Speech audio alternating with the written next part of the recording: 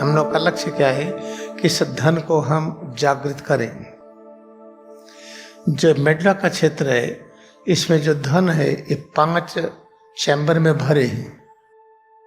जितने प्रकार की गंध हो सभी गंध का स्वागत करिए, जितने प्रकार का स्वाद हो सभी का स्वागत करिए, जितने प्रकार के रूप रंग दिखते हैं सभी का स्वागत करिए, जितने प्रकार की स्पर्श क्रिया है, तरह तरह की जो अनुभव होती है, जहाँ पर मन को एकाग्र करते जाइए हर स्पर्श क्रिया में, और अपने धैर्य साहस कामनेस को बनाए रखिए। ये जनरल व्यवहार दिन भर का रखिए। एक तो ये व्यवहार, ये क्रियाएं इस शक्ति को जगाएंगी, और दूसरा दीक्षा वाली क्रिया, और दोनों एक साथ चले।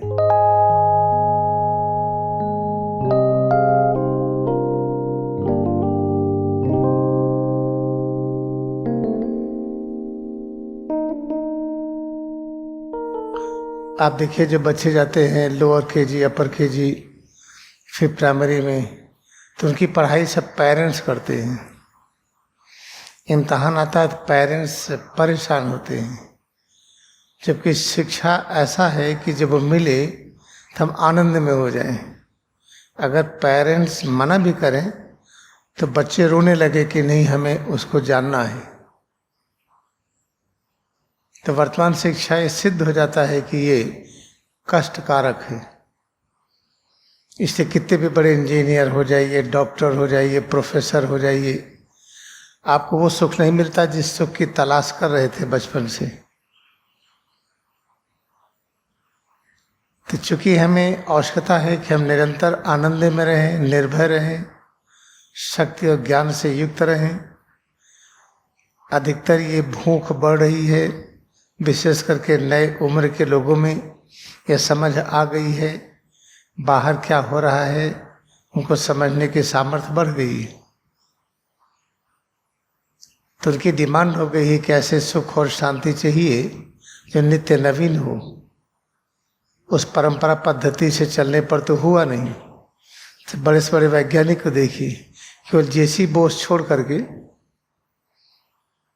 किसी वैज्ञानिक के इतिहास में ऐसे नहीं मिला कि प्रतिपल आनंद में हो। सबसे बड़े वैज्ञानिक आइंस्टाइन कहे जाते हैं।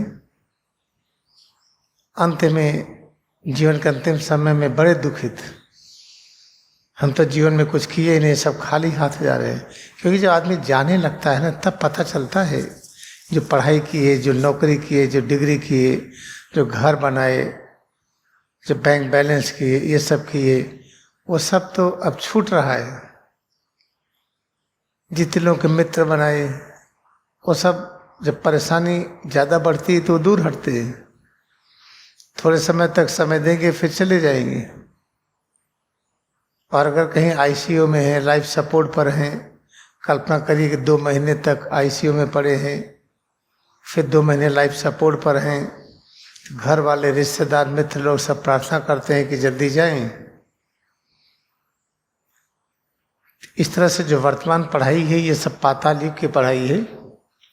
जब तक क्रिया योग से जुड़ करके आदमी क्रियायोग का अभ्यास करके अपने को जान न ले, तब तक हम अपने का उपयोग कैसे कर पाएंगे।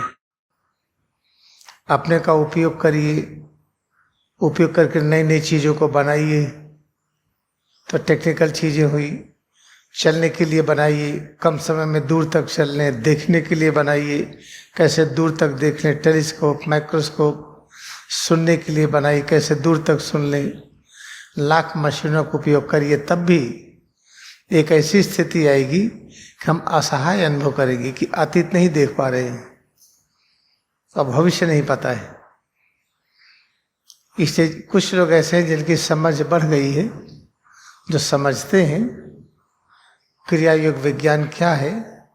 जब क्रिया विज्ञान को हम अभ्यास करते हैं, जीवन में उतारते हैं, तब पता चलता है कि क्रिया योग जिनके माध्यम से आया था लहरी महाशय, उनका एग्जाम्पल लीजिए और उसको किसी से कहिए। तो जो थोड़ा अधिक विकसित नहीं हुए हैं आध्यात्मिक रूप में, उनको समझ में नहीं आएगा कैसे लहरी महाशय पल भर में कहीं चले जाते थे, समस्याओं को दूर करके किसी को ठीक करके वापस आ जाते थे। कैसे लड़ीमा से मरे हुए को दूर से जिंदा किए बिना छुए ये कैसे सब कर लेते थे, कैसे बिना श्वास के बैठे हुए हैं सालों, अंतिम 10 वर्ष लगातार उसी पास्चर में बैठे रहे, अपने बैठक खाने में लोग उनसे मिलते रहे, यदा केदा ही उठ करके टहलते थे, कभी उनको टहलते घूमते आदि नहीं देखा गया।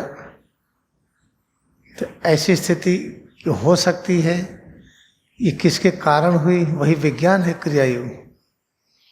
और लाड़ी महाशय ने ही कहा है कि क्रियायोग से अपनी समस्याओं को दूर करिए तो समस्याएं जब दूर हो जाएंगी तो कभी वापस नहीं आएंगी। जैसे अन्य विधि से हमने पैसा पैदा किया, बैंक बैलेंस किया, एक दिन खर्च हो जाता है। क्रियायोग ध्यान करके जब अंतर्धन को बढ़ाते हैं तो बाह्य धन कभी घटता नहीं है। क्रियायोग का अभ्यास से अंतर्धन बढ़ाते हैं तो अंतर्धन के अधीन बाह्य धन होता है। ये सब शिक्षा की आवश्यकता है। जिसको समझ में आता हो इसे पूरे लगन से जुड़ जाइए।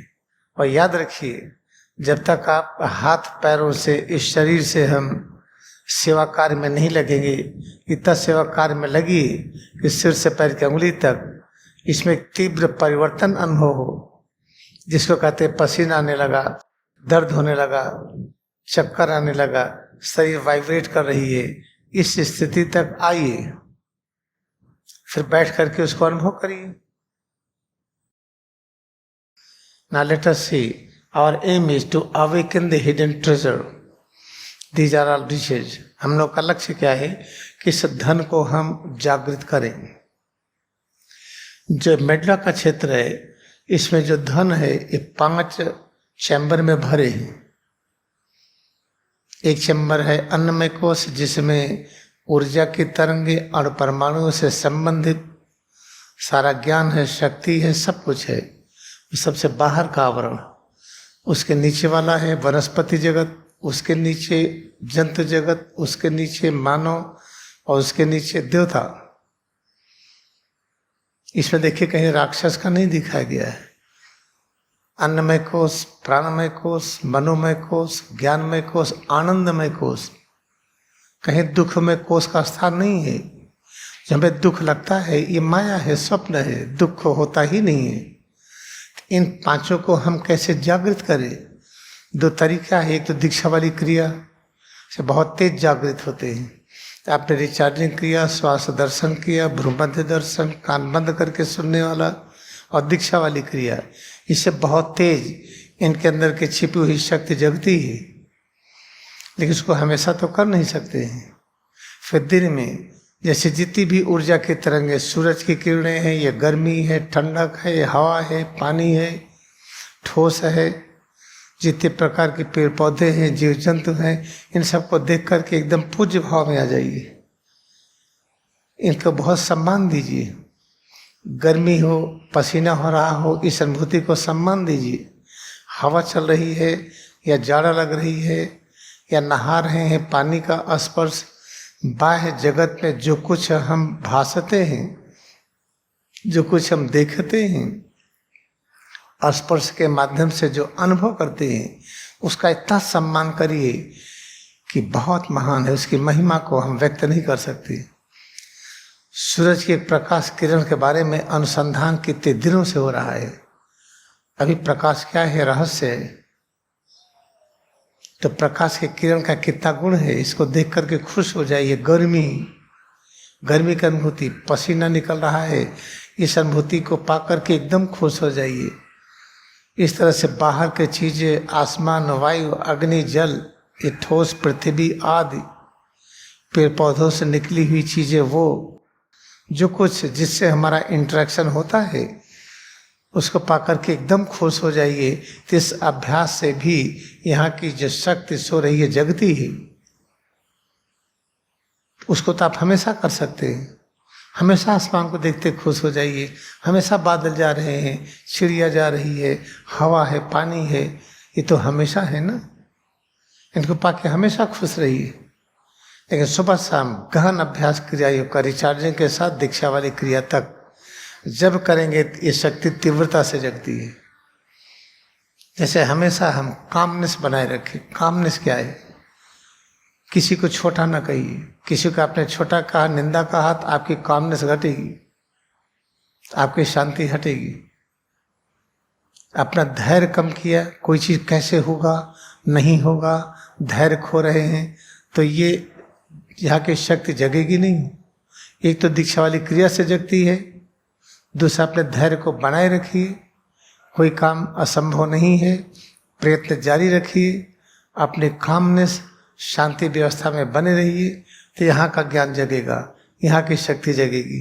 कंसंट्रेशन पावर, कोई भी काम कर रहे हैं संपूर्ण सामर्थ्य लगाइए, जितनी आपकी शक्ति है, इंद्रियों की, मन की, बुद्धि को सब लगा दीजिए, तो यहाँ पर जो ज्ञान छिपा हुआ है वो जगेगा, शक्ति जगेगी। आपको कड़ापन ढीलापन हो, दोनों को बराबर सम्मान करिए। पसीना निकल रहा हो, गर्मी हो, ठंडक हो, दोनों को बराबर सम्मान करिए। शरीर की जितनी प्रकार की अनुभूतियां हैं, तरह तरह का कड़ापन ढीलापन, इन सब का इतना सम्मान करिए कि बहुत ही बहुमूल्य है ये। तो यहाँ का जो ज्ञान और शक्ति छिपी ये जगेगी।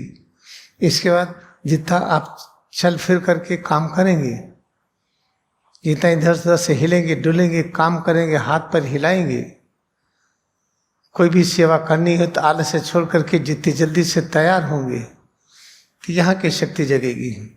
शरीर में जब भारीपन हो जाए, जिस भारीपन के आने के बाद सो जाते हैं, गहरी नींद में सो गए, तो सोने की स्थिति का खूब स्वागत करिए। खूब भारीपन लग रहा है, ये बहुत अच्छा है, इसका भी स्वागत करिए, तो ये यहाँ का ज्ञान और शक्ति जगती है।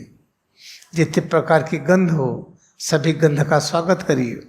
जितने प्रकार का स्वाद हो, सभी का स्वागत करिए। जितने प्रकार के रूप रंग दिखते हैं, सभी का स्वागत करिए।